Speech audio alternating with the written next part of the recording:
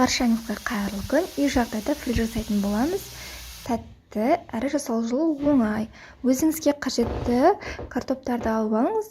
Көп немесе аз деген сияқты. Мен мына жерде 2 үлкен картопты алдым.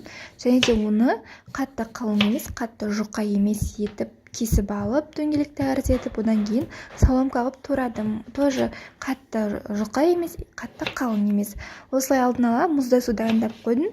Сол судың ішіне салып, картоптардың крахмалын кетіріп алатын боламыз. Примерно 15-20 минутқа қойып қоямыз. Картоптың крахмалдары кетуі үшін жақсылап араластырып, солай тұндырып қойыңыздар.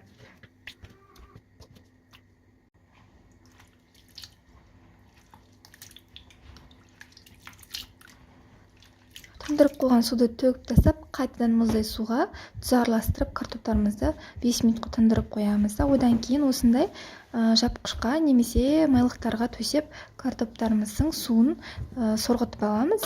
Дайын 1 сағаттың ішінде дайын болған картоптарымызды осылай құрғақ күйінде ыдысқа саламыз. Және де үстіне қалауынша тұз, бұрыш, мен кукуруза крахмал қостым, қытырлап жақсы болу үшін. Алдын ала майды қыздырып қоямыз. Қызып тұрған майға азыздан салып пісіріп алатын боламыз. Менің каналыма тіркеліп, лайк, комментарий жазуды ұмытпаңыздар. Алда өте қызықты рецептер болатын болады. Қолдауларыңызды күтемін.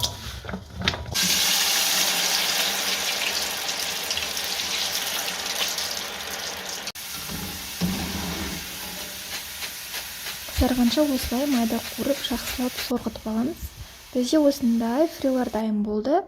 Кетчуппен ұсынсаңыздар болады балаларыңызға, немесе өздеріңіз жеуге де өте жеңіл әрі дәмді ас болсын.